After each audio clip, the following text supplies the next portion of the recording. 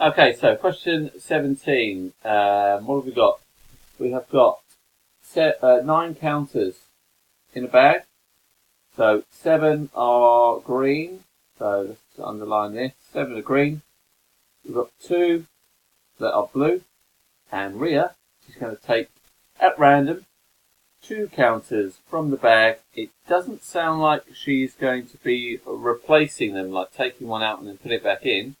It sounds like from the question, she's just going to take one out and then take another one out. And there's a difference in how you would approach each of those situations. All right, the probabilities change if you're not putting the counters back in. So work out the probability that Ria takes 1 counter of each colour. So I mean that's going to be picking a green, then a blue, or picking a blue, then a green. Alright, so these are our 2 options. Because you could do it in either way. Alright, either of those things could happen, right? You must show your working. Alright, so no guessing. We're going to start, I'll draw it out in a probability tree fashion. So if you think about, you can either pick a blue, or you can either pick a green on your first pick. Okay?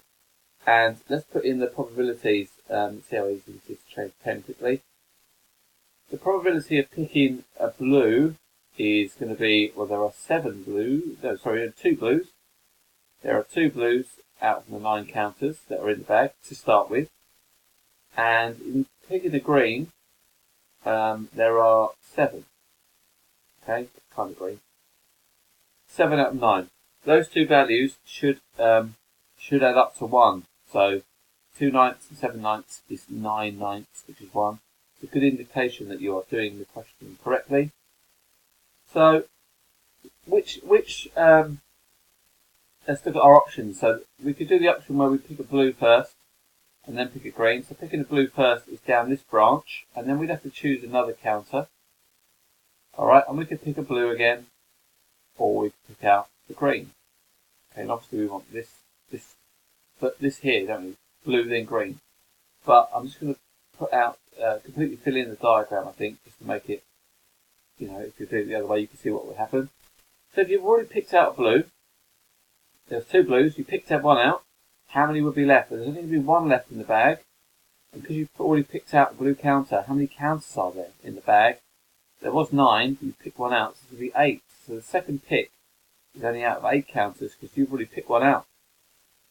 What about greens then? Well, we haven't picked out any greens, so there's 8 counters left, and all the greens are still in there, so that still leaves 7 greens possible. Okay, and let's go down and fill out the bottom version of events. So let's say if we were picking out a green first, we could still have 2 options on our second choice. We could pick out a blue, or we could pick out a green. And what are the options for this? So again, you've got to think. You've chosen the green first on this version of events. So all the blues are still going to be in the bag. So there's 2 blues still in the bag. So we haven't chosen any blues yet. We went down this way. Just be green first, picking out a green. And we picked 1 out. So that would be 8 again. If we chose a green first, and then we chose a green again, we would have lost another green. So there wouldn't be 7 greens left. We've chosen 1 out. There'd be 6 greens left, and there'd be 8 in the bag. Can you see these kind of like V's that come off have to add up to 1? The 2 8s and 6 8s make 1. This V here adds up to 1, 1 8, and 7 8s makes 1 again. So again, it tells you that you're doing it correctly, which is a good thing to know in the exam. Let's work out the probabilities of what we're after then. So we are kind of going to have to write down the probabilities. I'll do those. I think I'll do those in red. Of blue-green, we said first. Right. So blue-green down here, 2 ninths first, and then green. This one here is 2 ninths.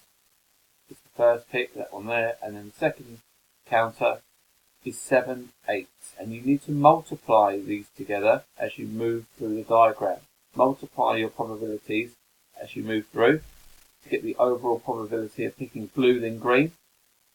So you multiply these. Easiest operation with fractions is multiplying. You just times the tops times the bottoms.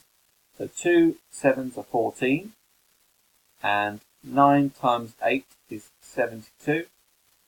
So that's the probability of picking a blue then a green. Okay, that's our blue then green option taken care of. Now we need our green blue.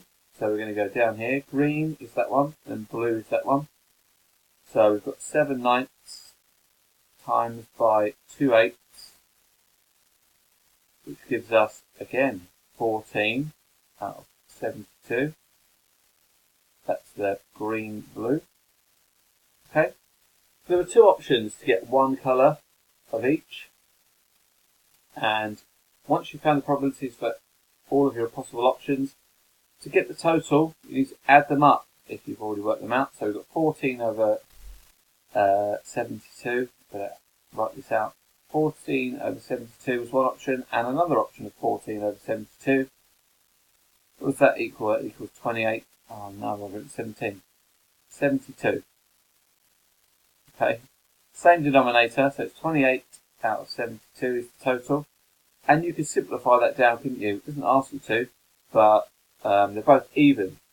So we could half that to get 14 out of, mental maths, I haven't worked this out in advance, 36. They're both even, so final answer is 7 out of half of 36 is 18. So that could be 7/18 is our final answer. Alright, so I hope that's been helpful, and I'm stalling while I try and find the pause button. See you in the next video.